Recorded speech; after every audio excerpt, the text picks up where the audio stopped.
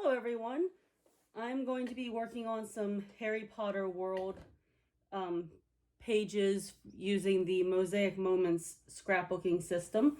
I am fairly new to this system. I just started buying the products for it a little less than a year ago, and some of my pages are pretty basic looking and some are a little bit better. I'm working on trying to use some more intricate dies, but I do tend to gravitate towards the basic patterns just because I have a lot of pictures that were taken up close, and so I need those bigger photo spaces. So my pages are evolving right now, but what I wanted to show you guys today is my process for using the system, because the one thing that I found with it is that even though it's a great scrapbook system, sometimes just getting started kind of leaves me stumped, because I watch all the Mosaic Moments videos and they're all great and they make it look so easy, and over time I'm sure that it is, but just getting started, sometimes I need some ideas. The very first thing that I bought was this pattern book and some grid paper, and that's it, because I wanted to just try it out. I didn't buy any of the dies or anything in the very first order, but I figured worst case scenario, if I didn't like the system, that this book has a lot of different ideas for scrapbook layouts, even without their dies and things. So I got this first, and after I received it and watched some more videos and presentations, I really just decided I wanted to get more of the dies and stuff. So I went ahead, I've accumulated well over 100 sets of the dies probably at this point. Most people start out with the basic die bundle, which I did not. I went backwards and got all the cool dies, and I literally just got the basic die bundle like a few days ago. It just got delivered a few days ago, and this is how I'm organizing it. The set A layering, so on and so forth, and then back here are some of my other, I call this my basic die bundle, or basic die binder, I guess you could say. It's got my basic die sets, and then these frame sets I consider basic sets because they're basic square and rectangle. And I use the stitched frame sets a lot. And then I also like these scalloped mats. They add a lot of really great matting to the photos. So that's kind of what I have in this little binder. Then the rest of my die sets are all stored on these little art bin magnetic sheets. And I actually store them in a card box. They get stored like this so I can flip through and I can just pull them out. And I literally just use a little bit of paper and repositionable glue and just made myself handmade labels. I have a label maker, but I didn't want to stick anything to this that would stick long term, because I may change my way of filing my dies at some point. So that's kind of how I've been storing my dies. But the reason I just started getting the basic die bundle was because I've been hand cutting all these squares and rectangles this whole time, which has been just fine. The measurements are not hard to figure out. It's very easy. But what I'm finding is when it comes to matting my photos, I can do the measurements. That's not a problem. But when I take a photo like this, for example, and I want to see if, the measurements for the matted size of it will fit, it's hard to figure out how much of that photo I'm going to get and if I'm going to get everything that I want to get in there. So I made these little pieces of vellum, since you can see through vellum, and I just put, like, this is photo size for 4x5 squares. So if I was using this as a 4x5 square photo, I could just put the vellum over it, and I'll be able to see that if I cut those measurements, if I will be able to get that whole photo in. So that's what I was doing. But now I like the die sets because the basic sets come with each. So this is the 5x4 square size, and then it's got a layering die with it that is about 1/4 inch border. So I can hold this, wherever I want on my photo and see, where I want to cut. So this makes it super easy. But then the layering bundle has the 1/8 of an inch border. So these have 1/4, and then these have the 1/8. So if I just wanted a small border around it, the only problem with that is with a 4x6, you really need a 5x7 because you can't cut it that, as you can see, the die is too big. So, you can print some of your photos to 5x7 if you want to, and I may do that every now and then, but that is why I bought the the die sets with the layering bundles, because now I can just lay the die on the photo to see if it'll fit and then just go ahead and cut it right where I want it. So my vellum system did work for a while, and it's okay, but I just preferred to have the actual dies. So I wanted to film doing some of these pages, and when I did film this first one, it was a long video and I couldn't even get it uploaded. So I wanted to still show you guys the page because I'm really happy with how they came out. I did use the X Factor dies as my photo mats, and then I used some Harry Potter themed paper and stuff like that. And here's the other one. And some people, when they scrapbook, they match their papers to their photos. A lot of people do that, and that's fine. That is definitely not what I do, just because I am a paper hoarder. I like to buy supplies. I have so much paper, and I buy pattern paper specifically for things that I have to scrapbook. So I want to use pattern paper. So I actually picked the pattern paper, and then I matched my cardstock colors to that. So sometimes they actually look really good with the pictures, and sometimes they don't. Like this purple building here, you know, obviously that's probably not the best photo mat color, but I don't really care. You know, it's like one of my friends says, nobody cares but me. I'm the only one that's really going to look at these pages, you know, often enough to even notice probably. But, you know, one other thing is with this system, you have to get used to taking pictures from further away. And when we went to Universal during the pandemic, the reason we went was because we knew the crowds would be lower. And I was able to get pictures of these buildings with like almost no people whatsoever in front of them, which is what I wanted to do. Because there's so many cool details about the buildings, and just usually there's so many people in front of them that you can't even see. Like this is the Leaky Cauldron, and you never even see the front of this building because there's always people lined up, you know, out in front of it. So I really wanted to get pictures of the buildings, and I did take some of them from a little further away than I normally would have, but for the most part, I actually still took these pictures close up because I wanted to see the detail of the buildings and the names on them and all that stuff. So again, it is a little harder to use this system when you have nothing but big blown up photos. There is a way to get it done usually. You just can't sometimes use the really cool patterns with all the different little squares and things like that. So I do have a lot of layouts that just look kind of basic because of all my big pictures. But unfortunately, my pictures are already printed for everything that I have to scrapbook. So I'm just going to have to do better from here on out. So that's the first layout. And I did write on the back which pattern I did. This one's 593 and this one is 531. So I just go to their website and they have a pattern gallery, and you can search by die set. You can search by how many design spots you want to incorporate. You can search by type, like mostly squares or pinwheel or, you know, whatever. So what I did is I actually scanned their pattern gallery and I made a list of some of the patterns that appealed to me, like just when my eye was drawn to them. So when I do sit down to do a layout, I can actually look at these numbers and see if any of them will work for my photos. So sometimes they do and sometimes they don't. And I do tend to make a lot of my own patterns up because I have these big photos. However, for these videos, I've actually tried to choose patterns that are already in their book.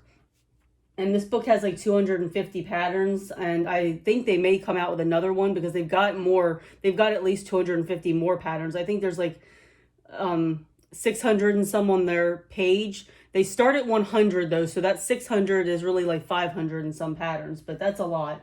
So this is a good example of a very basic layout that I did, and it is just squares and rectangles mostly because these pictures again are just so big I could not cut them down much, and I'm actually okay with that because I'm really happy with how these came out. And again, I chose my pattern paper and I chose my cardstock colors based on that. And in this case, I feel like these pages actually worked well because these buildings have a lot of brown and gray in them. So I feel like the paper actually just kind of worked out this time for me. And this one is pattern 324. And then this one is pattern 189. So those are the two layouts that I've gotten done so far that I did try to film, and it was just too long and I could not get it uploaded. So today I am going to show you my process of doing another one. And I'm going to use navy grid paper for the background.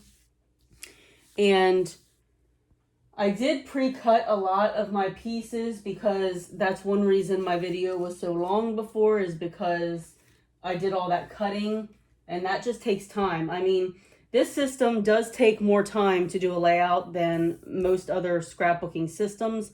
However, what I like about that is it actually gives me a chance to feel creative again instead of just speed scrapping through everything. So I'd say it probably took me about 45 minutes to figure out what color paper I wanted to use for matting, what color, pattern paper, which dyes, and things like that. So for my left side, I'm going to use pattern 248, which is right here. And then for the right side, I'm using 324, or no, I'm not using 324. Which one? It's 327. So 327 is right here in the middle. So I'm going to use those two for this one. So I kind of have to flip back and forth. If it is a pattern that I pick out that is not in this book, I just print it off their website. And so I've got a pile of some of them that are already printed. So what I'm going to do is lay out what I've accomplished so far. So for 248, we have a square and a, I guess it's a rectangle, the 5x4 squares. And then some 2x2 squares. I'm just going to kind of lay these back out how they were before I gathered them up.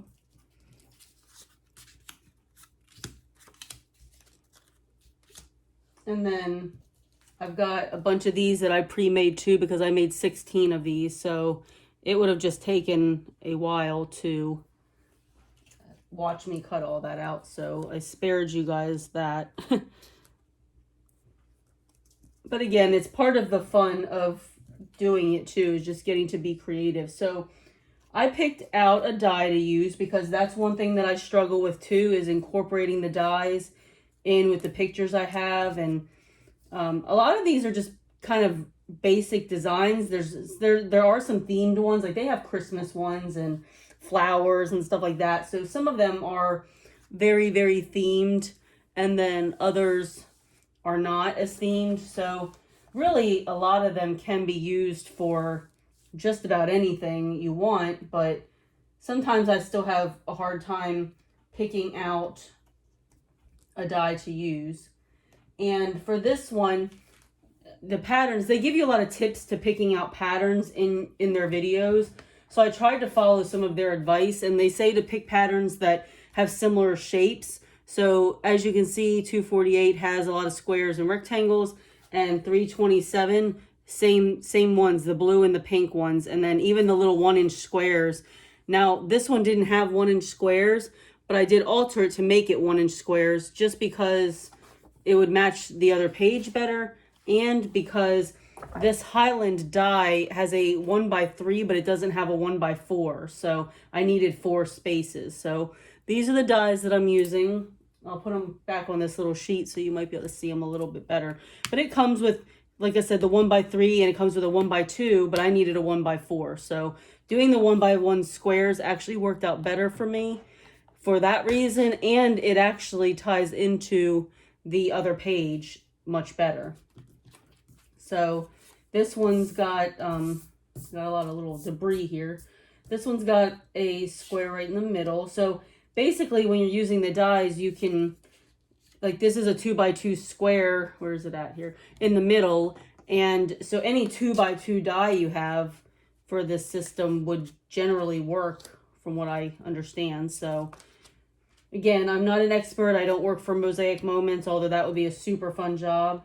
But I just thought it would be fun to show you guys some Harry Potter pages and just give you a different take on somebody else's way of doing things, I guess. But my ways aren't really that different because I've watched all their videos and their ways work for a reason. I mean, they know what works for the system. So I cut this Highland die out in green as well, because for the center, even though I didn't for these little ones because they're little and that would have been too tedious. But for these bigger ones, I'm actually going to put green in the center diamond here to kind of give that a little bit of an accent. And I debated between blue and green because I'm using all the colors that are in this paper. And it's basically all the Harry Potter house colors. So you've got the red, the gold, the blue, and the green. So since there's a lot of blue with the background, I went ahead and went with green. Although I do kind of think it would look really nice in blue. And I may change my mind about that. So I'm going to just take those back out for the time being. Because now that I'm putting the green in there, it just reminds me too much of Christmas with the red and the green touching each other. I just feel like I'm not going to be okay with that.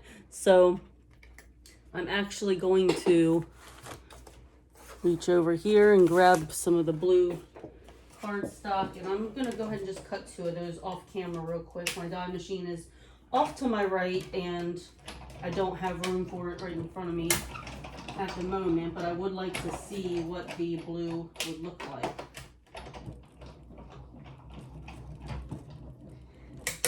Something else I like about this system is I get to use the pattern paper like I like to do, but it requires very little pattern paper, but yet it still looks busy enough and complete, which means that over time you would spend less money on pattern paper and embellishments because you don't even need as many embellishments. You just need a little bit. And what I do also like regarding the paper is that I can use the little 6x6 pads. I don't know where mine went, but I have a 6x6 pad. It's the Echo Park Witches and Wizards, and it's basically made to look like Harry Potter stuff. So, I mean, that's just kind of the look that it has. And I feel like I like this blue on here a lot better. It ties in the background color a lot. And I do have green as double matting there. So I've got all the colors. So I'm probably going to go ahead and use the blue when it comes down to it. I think I'm going to be happier with that. So let me lay these aside and get to those in a minute. So for right now that you kind of saw what I'm doing here, and again, I wanted to save time on cutting on camera, so I'm going to actually start putting these pages together. And I really just love doing Harry Potter pages. So when we went during the pandemic and I had the chance to get really good photos compared to what I would normally get, I was just like, well, even though I've scrapbooked Harry Potter stuff before, I'm going to do it again. Now, if I were to go again, I probably wouldn't scrapbook so many of my photos and stuff at that point because how many times can you scrapbook the same thing? But this time I wanted to be able to make my pages really pop, especially since the last time I scrapbooked Harry Potter stuff, I was not using the Mosaic Moment system. And the weird thing is I've seen them set up at expos. I've seen a Crafty Situation who, his name is Steven, that I think he owns that company, but he's a representative or something for Mosaic Moments. He sells their stuff, and he has been set up at the expos for years.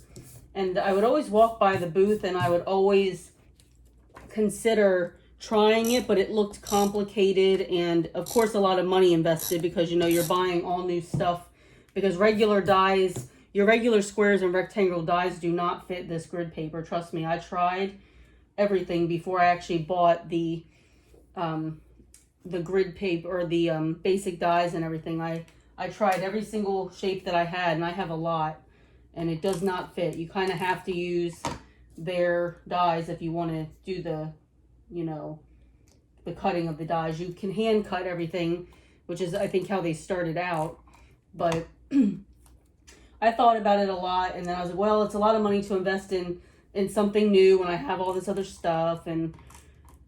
But the pages look really cool. I'm not really into the actual mosaic look where there's just like something like this that has like all these 1-inch squares.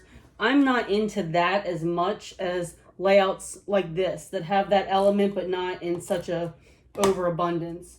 But the layouts that they've done with the mosaics still look really good. I mean, it all looks good. It's just some of it's not as much my style. So when I saw that they've evolved a lot, and you know, over the years, they've been doing it for like 20 years or whatever, they've really added new patterns and, you know, a lot more things that appeal to me as far as making a page. So I decided to finally just jump on it whenever they were doing an online presentation during the pandemic, because a lot of the expos almost kind of went virtual because of the pandemic. So I took the plunge and got started with it, and honestly, I really love it. I love that even if I use the same pattern for a layout, it looks completely different than the last time I used it, and it just, I don't know, I just really like the difference to my regular style. So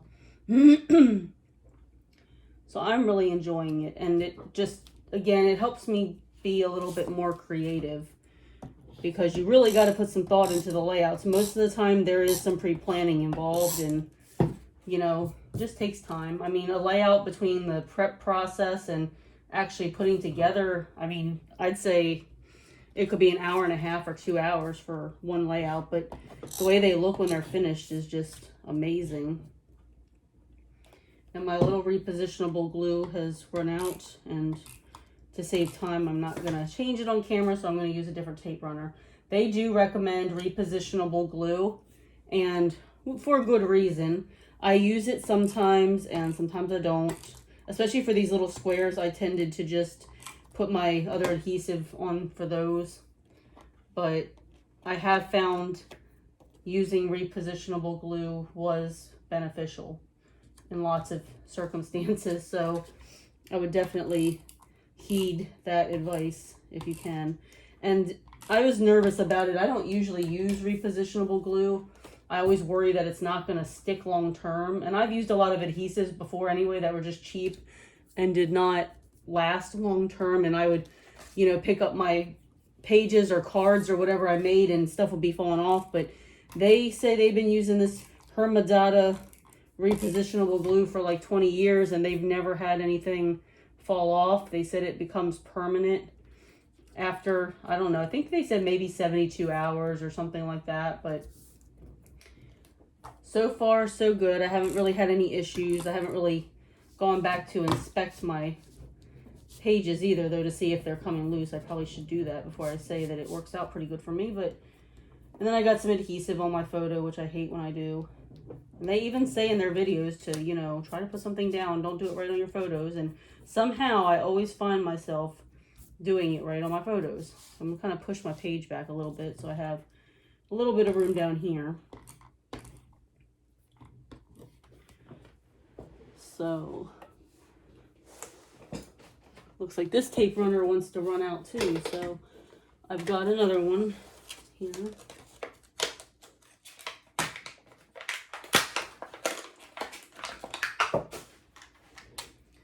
Okay.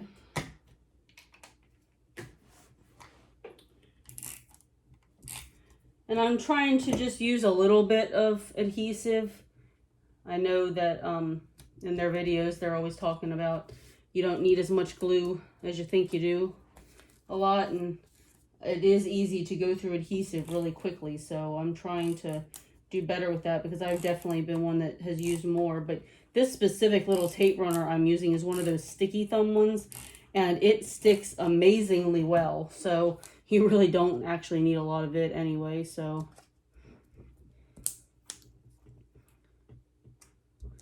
I'm actually excited. I'm using my Highland die set. I have not used this one yet, and this is actually one of the first sets that I bought just because it was a basic design, again, that could go with just about anything. And for some reason, I can't explain it, this pattern reminds me, like, it seems like it goes with the Harry Potter theme, because it reminds me of like the house, how there's 4 houses and house colors and stuff. And I could even do one of each color in there, but I won't because I'm already using 2 of the colors there. And I'm going to come back to that one in a minute. I'm going to get all this other stuff adhered down before I get into the filling in that stuff. I like to get the squares put down first, the little mini ones, because they're easy for me to lose. And I feel like I've almost lost them a couple of times already while I was prepping. So I like to get those down first.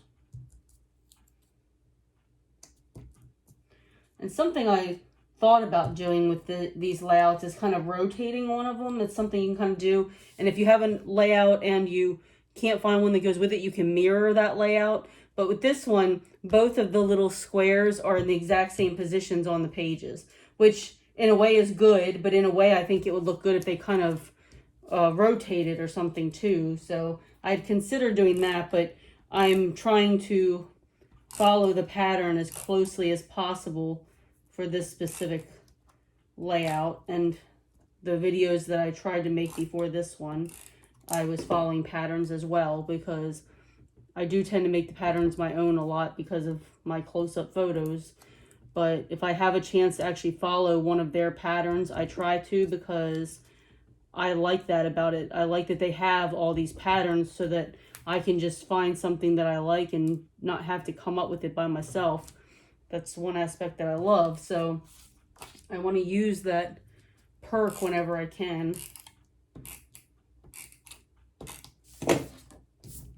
But every now and then, sometimes you just have to tweak it and make it your own based on your photos. The very first pages I made with this system was from a Disney trip. And I think the the pages came out really great, especially for my first attempt. I thought, again, they were basic. I don't think I really used a lot of the dies, but I did go ahead and do a lot of the squares and rectangles and just the patterns and trying to, adapt to using this system. But I want to, in future videos, use some of my really cool, intricate dies. Like I used that X Factor set on that other page. I didn't use it to make the X, but I've got a lot of great dies. I've got the horizons and all the circle ones like the dial and the soleil and all that stuff. So I have a lot of cool dies that I want to try to use, and I'm going to try in future videos to incorporate some of them in there. And I've got a lot of different things to scrapbook. For a little bit, it may be some Harry Potter pages while I finish these up. I don't know if I'll film all of them or not. It depends on if you guys want to watch them. But I also have zoo pages and some other... I've got just a lot of different things. I don't even remember off the top of my head what I have. But I will probably just, film doing some different themes. Sometimes I like to see what other people have done for a specific theme, if I have some of that stuff to scrapbook too. So I may try to do that if you guys are interested.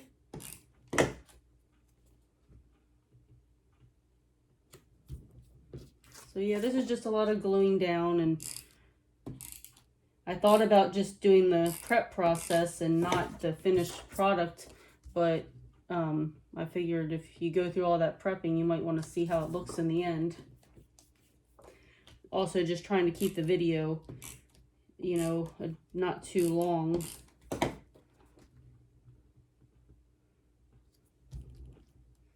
Hopefully, if you have any Harry Potter pictures to scrapbook, though, you are getting some ideas based on the ones I've shown you and the ones I'm doing. If you haven't gotten paper and stuff, the Echo Park Witches and Wizards line is really great. I've gotten stuff on Scrap Your Trip. So yeah, there's all kinds of stuff out there.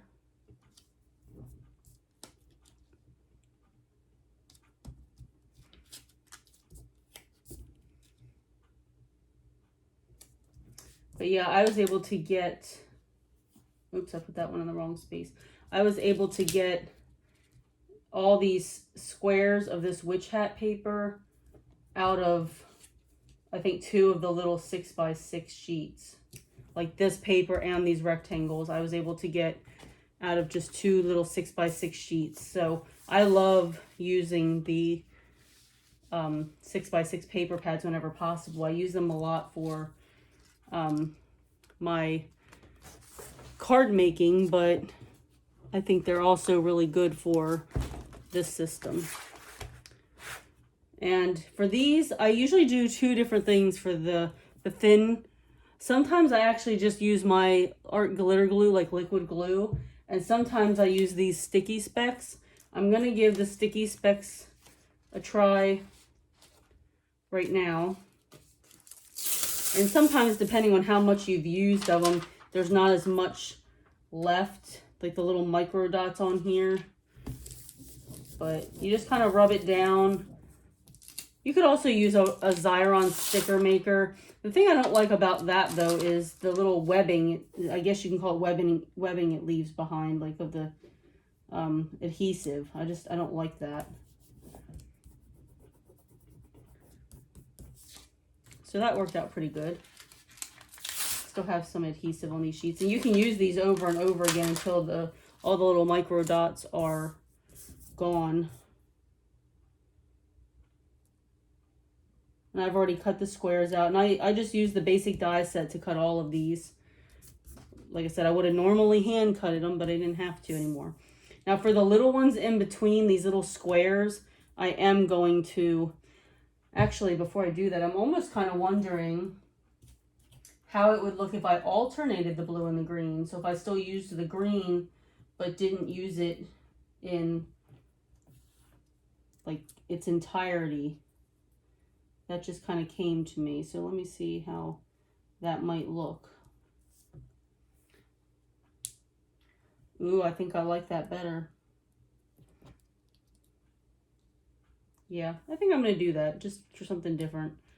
I'm not sure if you guys think that looks good or not, but I'm going to give it a go. So for these inside pieces, I'm going to just use liquid glue because I tend to just fill in the inside with the glue and then just lay the pieces in, and that works out good for me.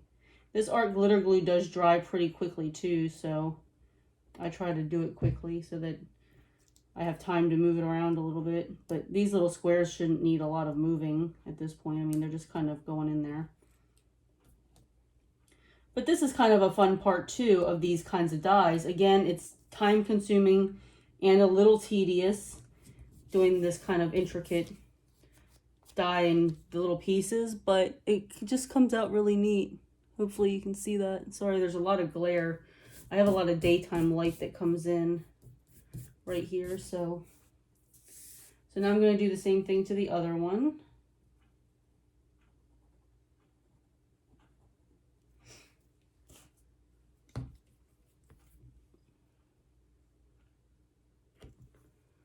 And we're almost finished.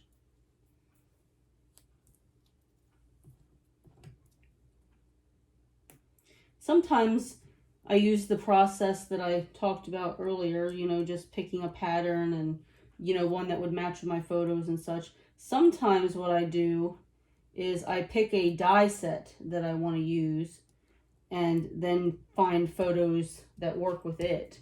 So that's something I may try for a future video because I just have a lot of die sets that I really want to use. I think I like the green going up and down, or do I guess it really doesn't matter. I think I kind of like the blue going up and down. So now I'm going to go ahead and just put those down. And you can put these down and then fill the pieces in, but I just went ahead and filled it all in before I put it down. Just, I don't know, that's just the way I did it.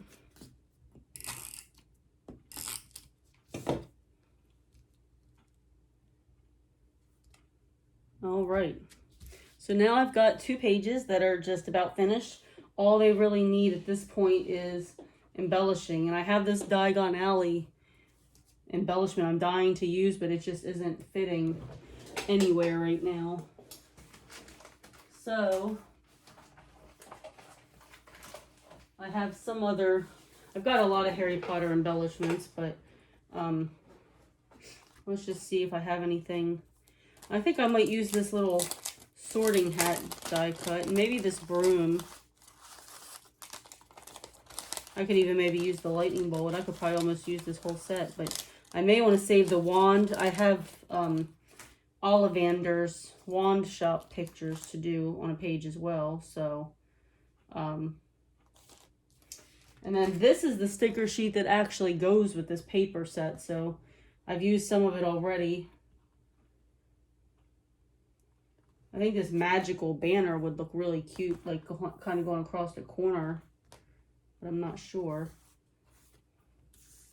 Let me see what I would do with these if I would use these. I'm not really feeling like the broom is going to get used. The sorting hat I think would be cool to use because of the hat paper. So I may like sit him down here.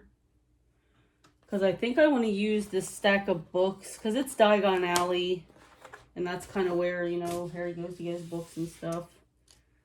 And I'm going to use pop dots on the back of that.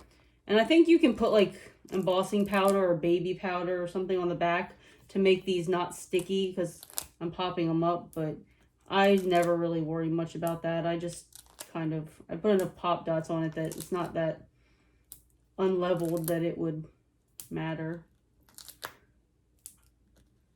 Sometimes if it has sticker on the back and not enough pop dots, it will kind of be wobbly and could easily press the sticker part back onto the paper. But I'm going to just try it without doing all that.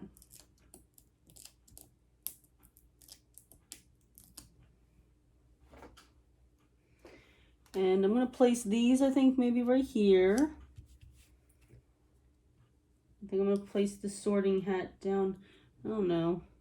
Yeah, I think I'm going to put it down here. And I'm going to pop dot him as well. These are some Paper Wizard die cuts. They have a lot of really intricate stuff. It tends to be a little bit expensive sometimes for a die cut, but it is really nice layered. Lots of layers on these things.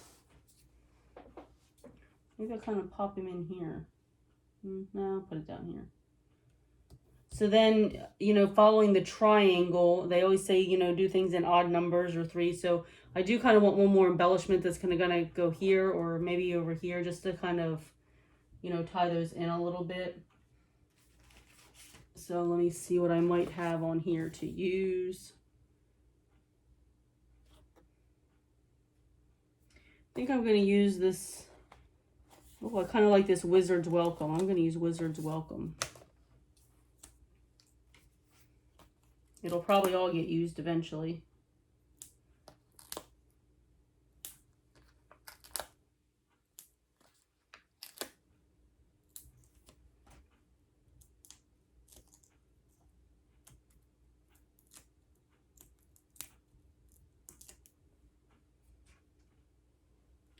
So then we'll put that like kind of right there. So I personally could add more embellishments to this because I like embellishments. So maybe if I did, it would be something small, like maybe these potions bottles, like a couple of these. Then I'll have 5. That's still an odd number. And I think I'm not going to pop these up. I think I'm just going to kind of scatter. I kind of like my embellishments to be, you know, a little bit more scattered around. So I think I'm just going to leave it like that. So let me give you guys a close-up of what that looks like finished. And again, even without all the extra embellishments, I feel like these pages are super busy already. And I like super busy pages. That does not bother me at all. So I hope you enjoyed this video. And if you do like to watch, you know, scrapbook pages being made, especially with this mosaic moment system that I'm going to be working with for a little while, you know, feel free to subscribe or give the video a thumbs up. Hope you have a great day. Bye.